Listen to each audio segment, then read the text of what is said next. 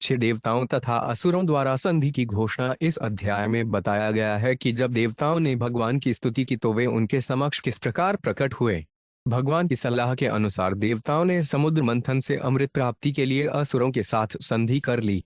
पिछले अध्याय में वर्णित देवताओं की स्तुति से क्षीरोदकशायी विष्णु प्रसन्न होकर उनके समक्ष प्रकट हो गए। सारे देवता उनके दिव्य शारीरिक तेज से लगभग चकाचौंध हो गए। अतएव प्रारंभ में तो वे उनके शरीर का कोई भी अंग नहीं देख पाए, किंतु कुछ समय बाद जब ब्रह्मा जी ने उन्हें देखा तो उन्होंने शिव समेत भगवान की स्तुति करनी प्रारंभ कर दी। ब्रह्मा जी ने कहा, जन्म मृत्यु से परे होने के कारण भगवान नित्य हैं। वे भौतिक गुणों से रहित हैं, तो भी वे असीम शुभ गुणों के सागर हैं। वे सूक्ष्म से भी सूक्ष्मतर हैं, वे अदृश्य हैं और उनका रूप अचिंत्य है। वे सभी देवताओं के लिए पूज्य हैं। उनके स्वरूप में असंख्य ब्रह्मांड स्थित रहते हैं, अतएव वे काल, दिक् या परिस्थिति के द्वारा इन ब्रह्मांडों से भी विलग नहीं होते। वे प्रधान हैं।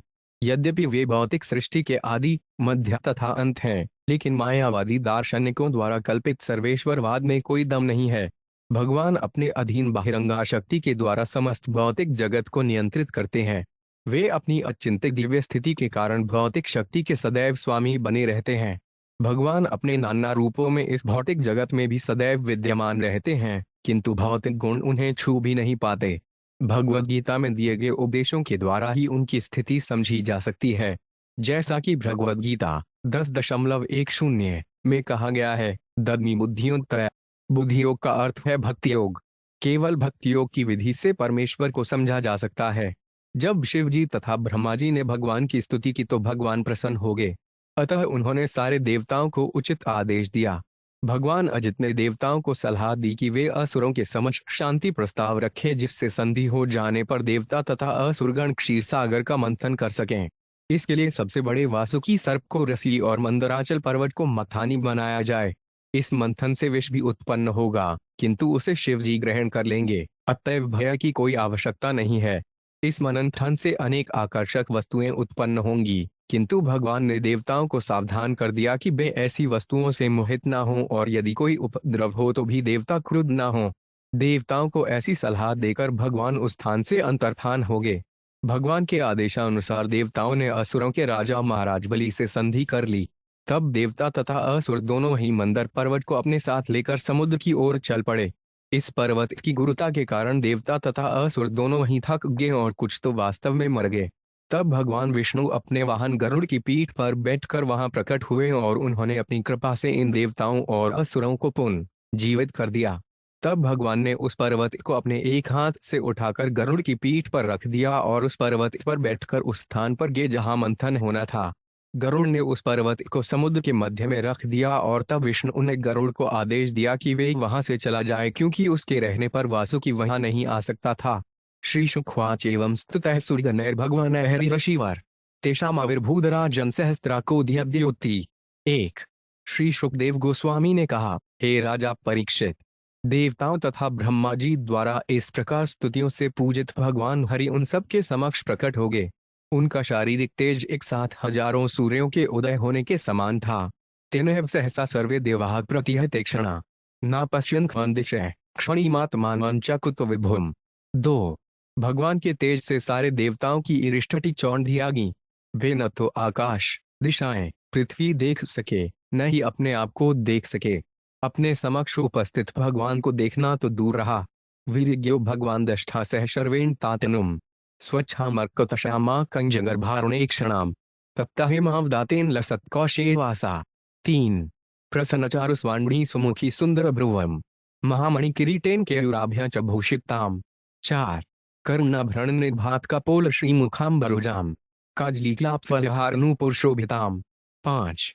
कौस्तुभाभरणा लक्ष्मी बिभृति वनमालिनीम सुदर्शनादिभिः स्वास्त्रैर्मूर्तिमस्विरूपासिताम।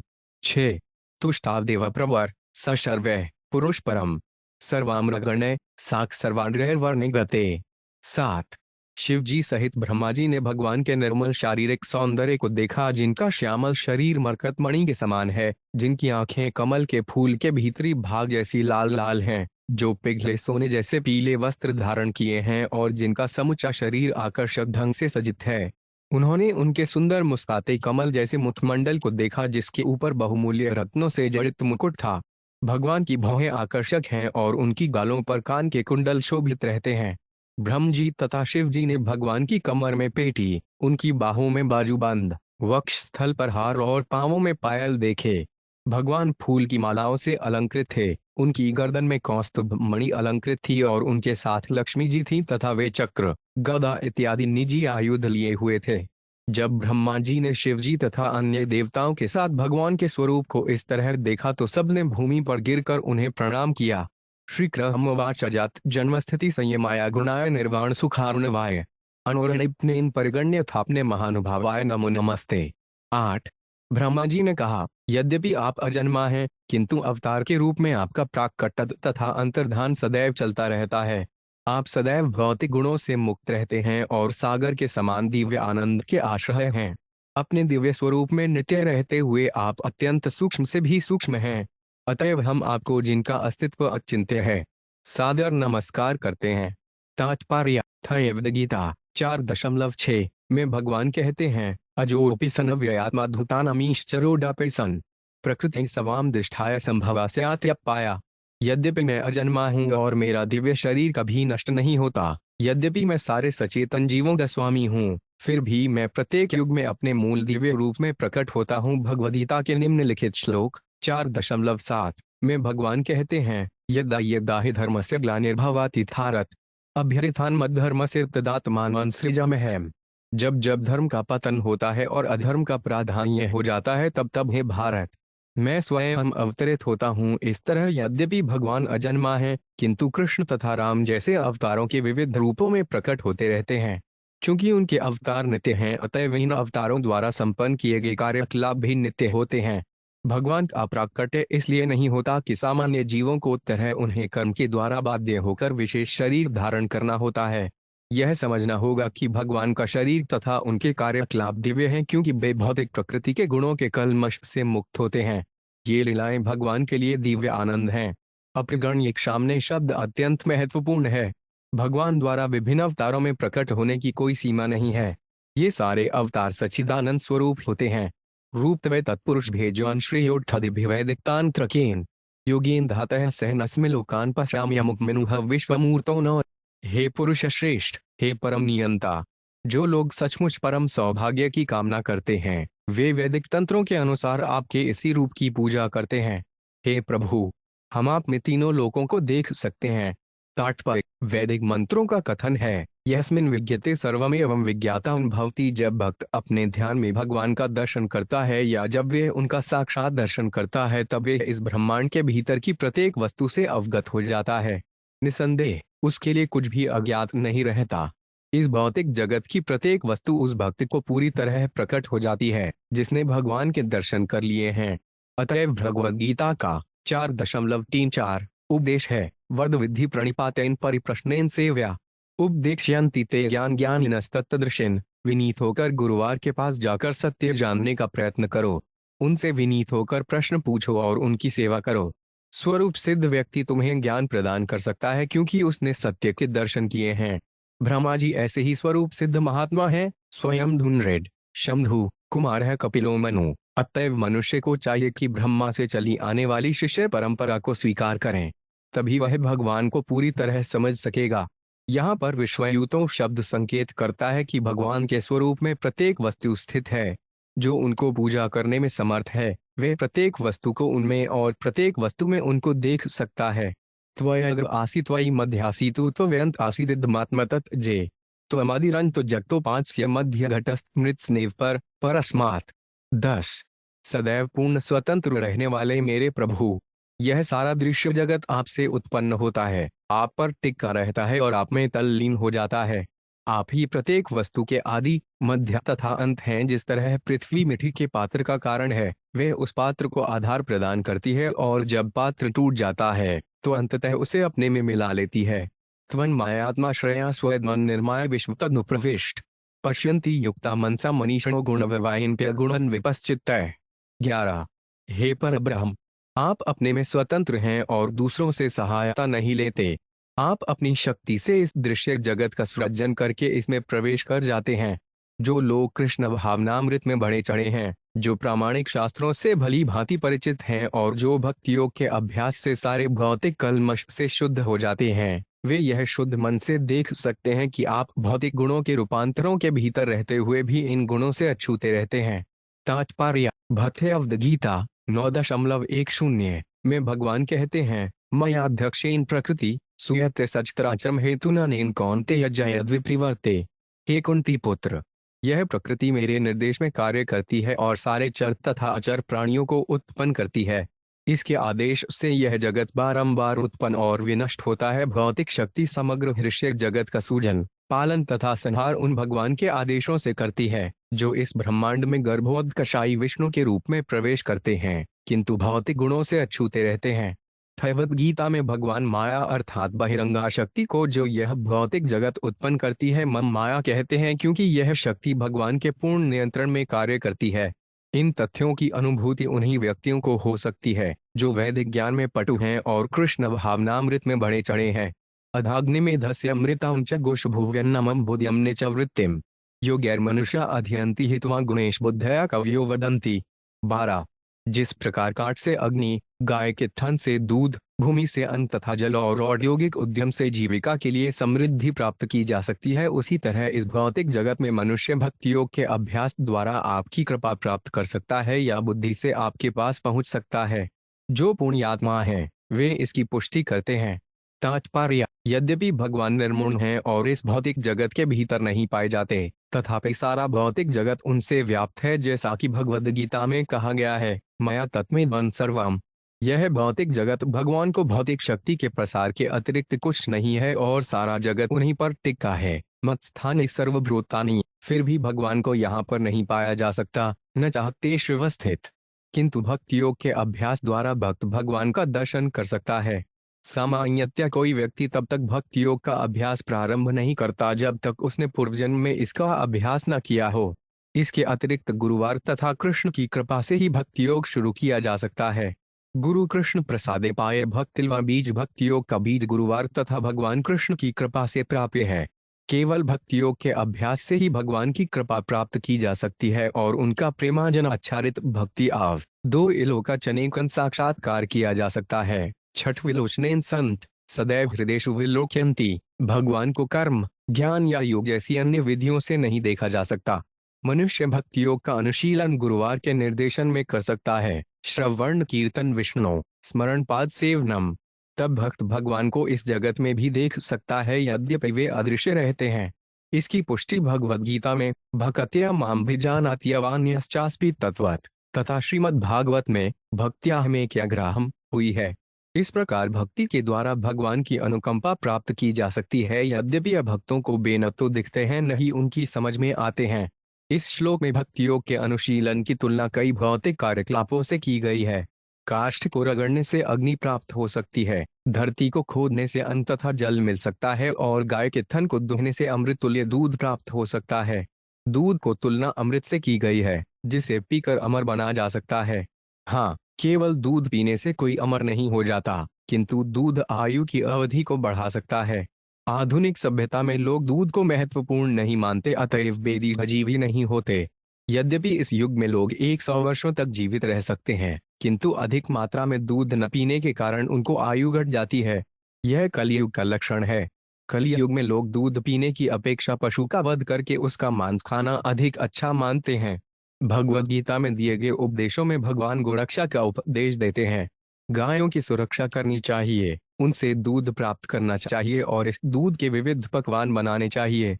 मनुष्य को चाहिए कि पर्याप्त दूध पिए, इससे उसकी आयु बढ़ सकती है, मस्तिष्क विकसित हो सकता है, वह भक्ति कर सकेगा और अंततः भगवान की कृपा प्राप्त कर सकता है।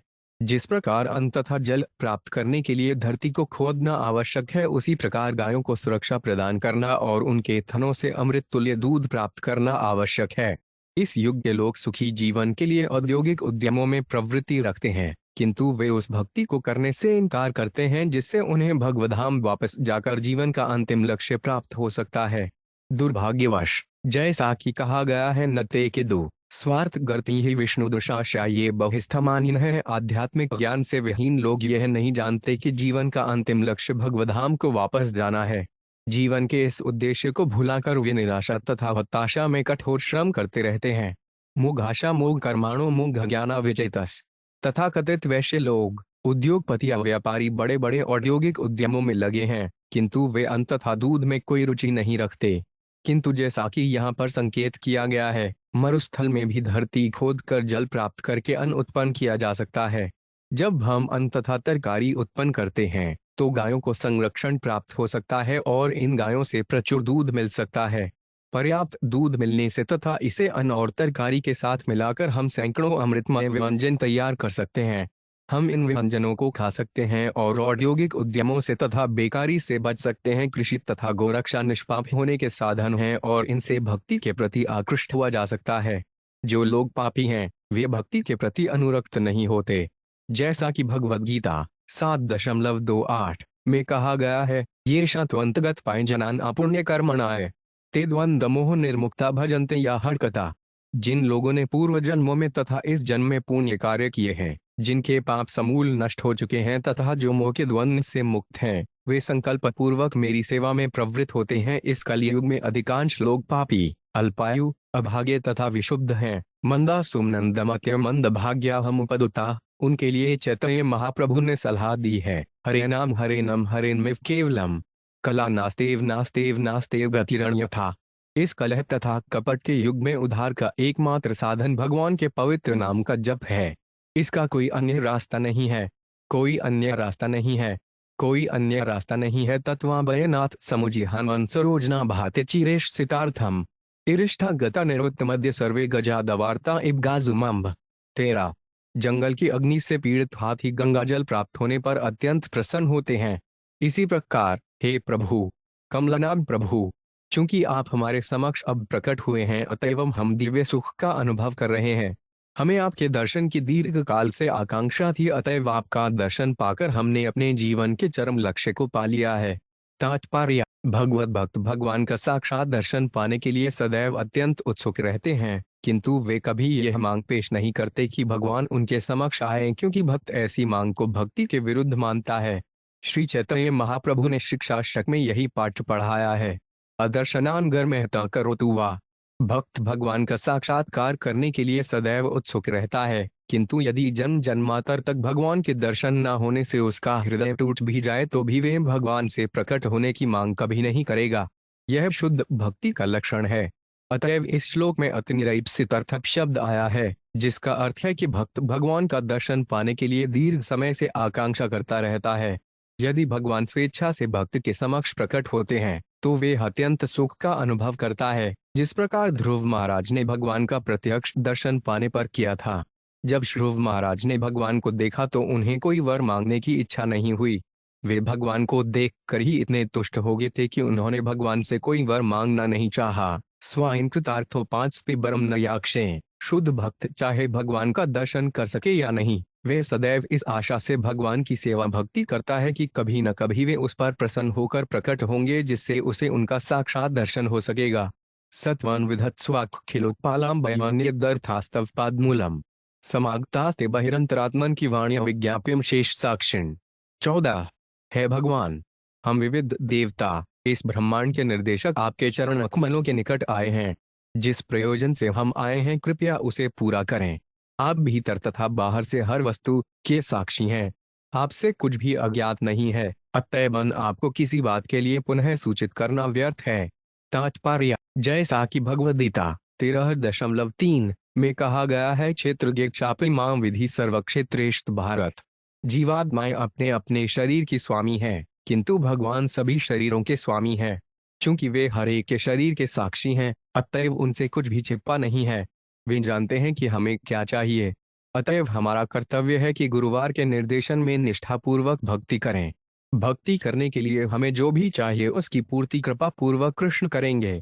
कृष्ण भावनामृत आंदोलन में हमें कृष्ण तथा गुरुवार के आदेशों मात्र को पूरा करना होता है। तब हमारी सारी आवश्यकताएं हमारे न मांगने पर भी कृष्ण द्वारा पूरी हो जाएंगी। अहंगिरित्रश्च सुराद्यो ये दक्षाद्यो 5 ग्नेरिव केतवस्ते किवा विदामेश पृथ्वी भाता विधल सुषन्नो द्विज देव मंत्रमु। 15। मैं ब्रह्मा, शिव जी तथा सारे देवताओं के साथ साथ दक्ष जैसे प्रजापति भी चिंगारियां मात्र हैं जो मूल अग्नि स्वरूप आपके द्वारा प्रकाशित हैं।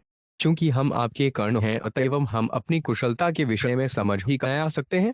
हे परमेश्वर, हमें मोक्ष का वह साधन प्रदान करें जो ब्राह्मणों तथा देवताओं के लिए उपयुक्त हो।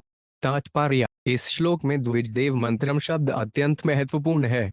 मंत्र शब्द का अर्थ है जो भौतिक जगत से उद्धार करता है। इस भौतिक जगत से केवल द्विज, ब्राह्मण तथा देवता ही भगवान के आदेशानुसार मोक्ष पा सकते हैं।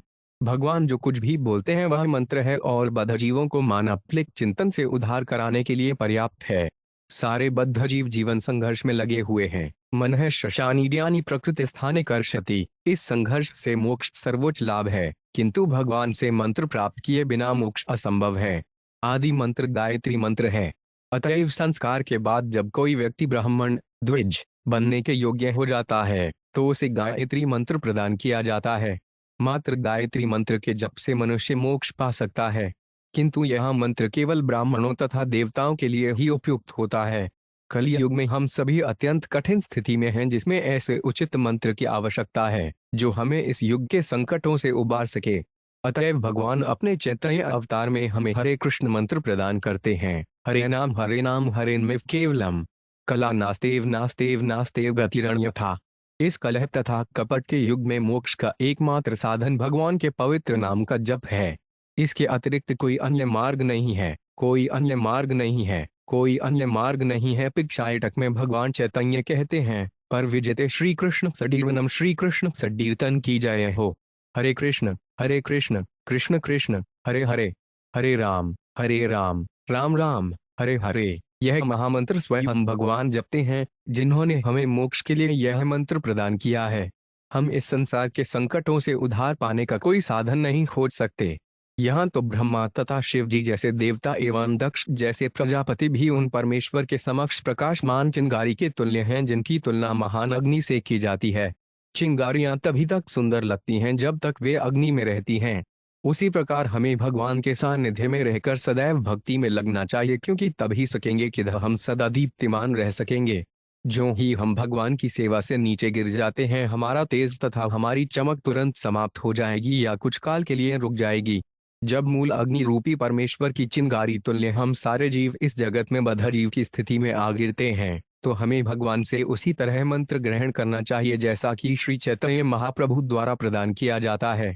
इस हरे कृष्ण मंत्र का उच्चारण करने से हम इस भौतिक जगत की सारी कठिनाइयों से मुक्त हो सकेंगे। श्री शुक उवाच एवं विज्ञाय तेषा हृदय यथ्रेव जगाजीमूतग्रभीर्या गिरा बधांजलिन सनवृत सर्वकारकान। 16। श्री शुकदेव गोस्वामी ने आगे कहा, जब ब्रह्मा समेत सारे देवताओं ने भगवान की स्तुति की तो वे उनके वहां आने का प्रयोजन समझ गए। अतएव भगवान ने बादल की गर्जना के समान गंभीर वाणी में उन देवताओं को उत्तर दिया जो हाथ जोड़कर सावधानी से वहां खड़े थे। एकेवेश्वरस्तस्मिन् सुकार्ये सुरेभ्रः विहर्तु कामस्तानः समुद्रोन्मथनादिभिः। 17। यद्यपि देवताओं के स्वामी भगवान देवताओं के कार्यकलापों को स्वयं संपन्न करने में समर्थ थे, फिर भी उन्होंने समुद्र संथन की लीला का आनंद उठाना चाहा। अतएव वे इस प्रकार बोले, श्री भगवान वाच हंत बहातनहो शंभो हे देवामम्र भाषितम शृणुताव्यता सर्वे श्रेयो स्याद्यथासुरा। 18। भगवान ने कहा, हे ब्रह्मा, शिव तथा अन्य देवताओं, तुम सभी ध्यान पूर्वक मेरी बात सुनो, क्योंकि मैं जो कुछ कहूंगा उससे तुम सब का कल्याण होगा। यात दानवदते ऐस्तावत् संधिर्विधीयताम कालेन अनुगृहीतस्तयावदो भव आत्मन। 19। जब तक तुम उन्नति नहीं कर रहे ही तुम सबको दानवों तथा असुरों के साथ संधि कर लेनी चाहिए, क्योंकि संप्रति समय उनके अनुकूल है। तात्पर्य: इस श्लोक के एक शब्द के दो पाठ हैं, कालेन तथा कावेन। कालेन का अर्थ है समय को कृपा से तथा कावेन का अर्थ है शुक्राचार्य की कृपा से। शुक्राचार्य दैत्यों के आध्यात्मिक गुरुवार हैं। असुरों तथा दैत्यों को दोनों ओर से लाभ था, अतएव भगवान ने देवताओं को सलाह दी कि वे तब तक के लिए उनसे संधि कर लें जब तक समय उनके अनुकूल न हो जाए। अर्योटपिः संध्यया सत्तिकार्यार्थ गौरवे अहिमूषिक देवाहार्थस्य पदवीगतये। 20। हे देवताओं, अपना हित इतना महत्वपूर्ण होता है कि मनुष्य को अपने शत्रुओं से संधि भी करनी पड़ सकती है। अपने हित लाभ के लिए मनुष्य को सर्प तथा चूहे के तर्क के अनुसार कार्य करना चाहिए। तात्पर्य: एक बार एक सांप तथा एक चूहा एक पिटारी में पकड़ लिए गए। चूंकि चूहा सर्प का भोजन है अतएव सर्प के लिए यह सुनहरा अवसर था, किंतु चूंकि दोनों ही पिटारी में बंद थे अतएव यदि सर्प चूहे को खाता भी तो वह बाहर निकलने में असमर्थ रहता। इसलिए सर्प ने चूहे से संधि करना बुद्धिमानी समझा और उसने चूहे से पिटारी में छेद करने के लिए कहा जिससे वे दोनों बाहर जा सकें। सर्प की योजना थी कि जब चूहा छेद बना लेगा तो सर्प चूहे को खाकर छेद से होकर पिटारी से निकल भागेगा। यही सर्प तथा चूहे का तर्क कहलाता है। अमृतोत्पादने यत् क्रियताम चिलंबितम अस्य पीतस्य वै जंतुर्मृत्युग्रस्तो उम्रो भवेत्। 29। तुरंत ही अमृत उत्पन्न करने का प्रयत्न करो जिसे पीकर मरणास्तन व्यक्ति अमर हो जाए।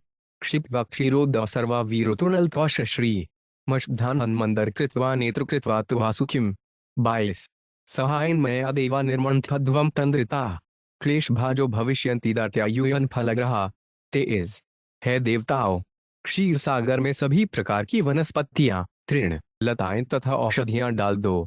तब मेरी सहायता से मंदर पर्वत को मथानी तथा वासुकी को मथने की रसी बनाकर अविचल चित्त से क्षीर सागर का मंथन करो। इस तरह से दैत्यगण श्रम कार्य में लग जाएंगे, किंतु तुम देवताओं को वास्तविक फल समुद्र से उत्पन्न अमृत प्राप्त होगा। तात्पर्य, ऐसा प्रतीत होता है कि जब दूध में सभी प्रकार की औषधियां, लताएं, तृण तथा वनस्पतियां डालकर दूध को मथा जाता है, जिस तरह मक्खन निकालने के लिए दूध को मथा जाता है, तो वनस्पतियों तथा औषधियों के सक्रिय तत्व दूध से मिल जाते हैं और उसके परिणाम स्वरूप अमृत मिलता है। यूयं तद्नुमोदश्वैदिचन्त्यसुरा सुरा न संरंभेन सिद्धयन्ति सर्वार्था सांत्वया यथा। 24। हे देवताओं, धैर्य तथा शांति से हर कार्य संपन्न किया जा सकता है, किंतु यदि कोई क्रोध से क्षुब्ध रहे तो लक्ष्य की प्राप्ति नहीं हो पाती। अतएव असुरगण जो भी मांगे उनके प्रस्ताव को स्वीकार कर लो। न भेतव्यवन कालकूटाद विषाजलधि संभवात लोभ कार्यो न वो जातो रोष कामस्तु वस्तुषु। 20। क्षीसागर से कालकूट नामक विष उत्पन्न होगा, किंतु तुम्हें उससे डरना नहीं है, और जब समुद्र के मंथन से विविध उत्पाद प्राप्त हों तो तुम्हें उनको प्राप्त करने के लिए न तो लालच करना होगा, न ही उत्सुक होना होगा और न ही क्रुद्ध होना होगा। तात्पर्य, ऐसा लगता है कि क्षीरसागर के मंथन से अनेक वस्तुएं उत्पन्न होंगी जिनमें विष, बहुमूल्य रत्न, अमृत तथा अनेक सुंदरियां सम्मिलित हैं, किंतु देवताओं को सलाह दी गई थी कि वे रत्नों या सुंदरियों के प्रति लोभ न दिखाएं अपितु धैर्य पूर्वक अमृत की प्रतीक्षा करें। वास्तविक उद्देश्य अमृत अजास्त करना था। श्री शुक उवाचेति देवान् समादिश्य भगवान् पुरुषोत्तम तेषामंतर्दध्य राजन स्वच्छंद भक्तिरीश्वर। 26। शुकदेव गोस्वामी ने आगे कहा, हे राजा परीक्षित, देवताओं को इस प्रकार से सलाह देकर समस्त जीवों में श्रेष्ठ स्वच्छंद रहने वाले भगवान उनके समक्ष से अंतर्धान हो गए। अधत तस्मे भगवते नमस्कृत्य पितामह भवश्च जमतु स्वं स्वं आमोपे युर्बलिंसुरा। 27। तब भगवान को सादर नमस्कार करने के बाद ब्रह्मा जी तथा शिव जी अपने अपने धामों को लौट गए। फिर सारे देवता महाराज बलि के पास गए। इरिष्ठारिनप्य संयता ज्ञात क्षोभान स्वनायकान यशे धद्वेत्यराट श्लोक्य संधि विग्रह कालबित। 28। दार्थियों में सर्वाधिक विख्यात महाराज बले भली भांति जानते थे कि कब संधि करनी चाहिए और कब युद्ध करना चाहिए। इस तरह से यद्यपि उनके सेनानायक विक्षुब्ध थे और देवताओं का वध कर देना चाहते थे, किंतु जब महाराज बलि ने देखा कि सारे देवता उनके पास आक्रामक प्रवृत्ति त्याग करा रहे हैं, तो उन्होंने अपने सेनानायकों को मना कर दिया कि वे देवताओं को मारे नहीं। तात्पर्य, जयदिक शिष्टाचार कहता है, गृह शत्रुमक्ति प्राप्त क्षुस्तमकृतोभ्यम। जब शत्रु अपने विपक्षी के घर आए तो उनका स्वागत इस तरह से होना चाहिए कि वे यह भूल जाएं कि दोनों पक्षों में शत्रुता है। बलि महाराज संधि करने तथा युद्ध करने की कला में दक्ष थे, अतः उन्होंने देवताओं का ठीक से स्वागत किया, यद्यपि उनके सेनानायक विक्षुब्ध थे। इस तरह का व्यवहार पांडवों तथा कुरुओं के युद्ध के समय भी प्रचलित था। दिन के समय कौरव तथा पांडव पूरे बल से लड़ते थे, किंतु जब दिन ढल जाता तो वे एक दूसरे के शिविरों में मित्रों को रह जाते और उनका स्वागत भी उसी रूप में होता था। ऐसे मैत्रीपूर्ण मिलापों में एक शत्रु दूसरे को मुंह मांगी वस्तु देता था। ऐसी थी पद्धति। ते वैरोचनिमासीन गुप्ता 49 पर मयाजुष्ठिता शेषमुपागमन। 29। देवगण विरोचन के पुत्र बलि महाराज के पास गए और उनके निकट बैठ गए। उस समय बलि महाराज की रक्षा असुरों के सेनानायकों द्वारा की जा रही थी और वे अत्यंत ऐश्वर्यशाली थे। उन्होंने सारे ब्रह्मांडों को जीत लिया था। महेंद्र शलचण्य वाचा सांत्वित्वा महामति अभ्यभाषत तत्सर्वशिक्षितां पुरुषोत्तमात्। 30 अत्यंत बुद्धिमान एवं देवताओं के राजा इंद्र ने लिमिटेड महाराज को विनीत शब्दों से प्रसन्न कर लेने के बाद उन सारे प्रस्तावों को अत्यंत विनयपूर्वक प्रस्तुत किया जिन्हें भगवान विष्णु ने उसे सिखलाया था। तत्वरोचत दर्त्यसिर्तत्राने ये सुराधिपा शंभरोटृष्ठने मिश्ये कृतपूर्वासिने। 31 राजा इंद्र द्वारा रखे गए प्रस्तावों को बलनी महाराज ने, उनके सहायकों ने, जिनमें शंबर तथा अरिष्ठने में प्रमुख थे, एवं त्रिपुर के अन्य सारे निवासियों ने तुरंत ही मान लिया। राजनीति 4 तात्पर्य इस श्लोक से प्रकट होता है कि उच्च लोकों में भी इस लोक में व्याप्त राजनीति, राजनयिक, ठगी की प्रवृत्ति तथा दो पक्षों के बीच पाए जाने वाले व्यक्तिगत तथा सामाजिक समझौते पाए जाते हैं। देवतागण बलि महाराज के पास अमृत बनाने का प्रस्ताव लेकर गए थे और असुरों ने इसे यह सोचते हुए तुरंत स्वीकार कर लिया कि देवता पहले से निर्बल हैं, अतएव जब अमृत निकलेगा तो असुर उसे प्राप्त करके अपने निजी कार्य में ला सकेंगे। निसंदेह देवताओं के भी मनोभाव वैसे ही थे। अंतर इतना ही था कि विष्णु भगवान देवताओं के पक्ष में थे क्योंकि वे उनके भक्त थे, जबकि असुर विष्णु की कोई परवाह नहीं करते थे। सारे ब्रह्मांड में ही 2 दल हैं, विष्णु दल या ईश्वर भावना भावित दल तथा ईश्वर विहीन दल। ईश्वर विहीन दल कभी भी सुखी या विजयी नहीं होता, जबकि ईश्वर भावना भावित दल सदैव सुखी तथा विजयी होता है। ततो देवासुरा कृत्वा संविदम कृत सौदा उद्यम परम चक्रमृतार्थे परंतप। 32 हे शत्रुओं को दंड देने वाले महाराज परीक्षित, तब देवताओं तथा असुरों ने परस्पर संधि कर ली और उन्होंने इंद्र द्वारा प्रस्तावित अमृत उत्पन्न करने की योजना को बड़े ही उद्यम पूर्वक कार्यान्वित करने की व्यवस्था की। तात्पर्य इस श्लोक का संविदा शब्द महत्वपूर्ण है। देवता तथा असुर दोनों ने कुछ काल के लिए ही सही युद्ध बंद रखना स्वीकार कर लिया और वे अमृत उत्पन्न करने का प्रयास करने लगे। इस प्रसंग में श्री विश्वनाथ चक्रवर्ती ठाकुर की टीका है। संविद्युद्धे प्रतिज्ञायामाचार्य नामनि तोष्णे संभाषणे क्रियाकार संकेत ज्ञानी और संवित शब्द का प्रयोग कई अर्थों में किया जाता है। युद्ध में, वचन देने में, तुष्ट करने के लिए, संबोधन में, व्यावहारिक कर्म के द्वारा, संकेत तथा ज्ञान। ततस्ते मंदरगिरि मोजसोद पाट्य दुर्मदा नदंत उद्धिन्यु शक्ता परिंग बाहवे। 33 तत्पश्चात देवताओं तथा अत्यंत शक्तिशाली एवं लंबी लंबी बलशाली भुजाओं वाले असुरों ने अत्यंत बलपूर्वक मंदर पर्वत को उखाड़ा और जोरों से चिल्लाते हुए वे उसे क्षीरसागर की ओर ले चले। दूरभारोदिग्यः श्रांता शक्रवारोचनादय अपार्यन्तस्तां वोढो विजहो पश्ची। 34 विशाल पर्वत को दूर तक ले जाने के कारण राजा इंद्र, महाराज बलि तथा अन्य सारे देवता एवं असुर थक गए। पर्वत को ले जाने में असमर्थ होने के कारण उन्होंने उसे रास्ते में छोड़ दिया। निप्तंस गिरस्तत्र बाहुन मर्दानवानो चूर्णयामास मेहता भारेंकन काचल। 37 यह पर्वत जो मंदर के नाम से विख्यात था, अत्यंत भारी था तथा सोने का बना था, वहीं गिर पड़ा और इसने अनेक देवताओं तथा असुरों को कुचल डाला। तात्पर्य स्वभाव से सोना पत्थर से भारी होता है। चूंकि मंदर पर्वत सोने का बना था अतएव यह पत्थर से भारी था, फलतः देवता तथा असुर उसे क्षीरसागर तक ठीक से नहीं ले जा सके। कांस तथा भग्न मनसो भग्न बाहुर कंधरान विज्ञाय भगवान गरुड़ध्वज। 36 देवता तथा असुर हताश तथा विषलुब्ध थे और उनकी भुजाएं, जांघें तथा कंधे टूट गए थे। अतएव गरुड़ की पीठ पर सवार सर्वज्ञ भगवान वहां पर प्रकट हुए। गिरिपाट्वे निशिष्टान विलोक्यामृदान्वान ईक्षया जीव्यामास निर्जरान निर्तृणान्यथा।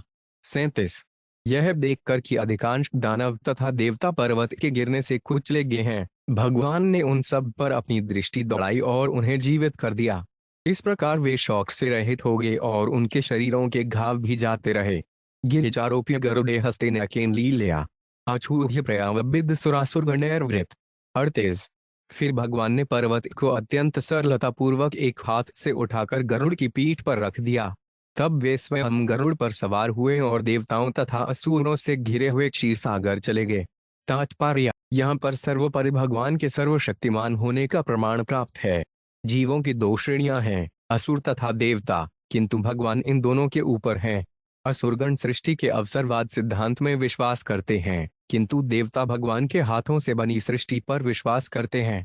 यहाँ पर भगवान की सर्वशक्तिमत्ता सिद्ध हो जाती है क्योंकि उन्होंने मंदर पर्वत, असुरों तथा देवताओं को मात्र एक ही हाथ से उठाकर गरुड़ की पीठ पर रखा और सबको क्षीरसागर ले आए।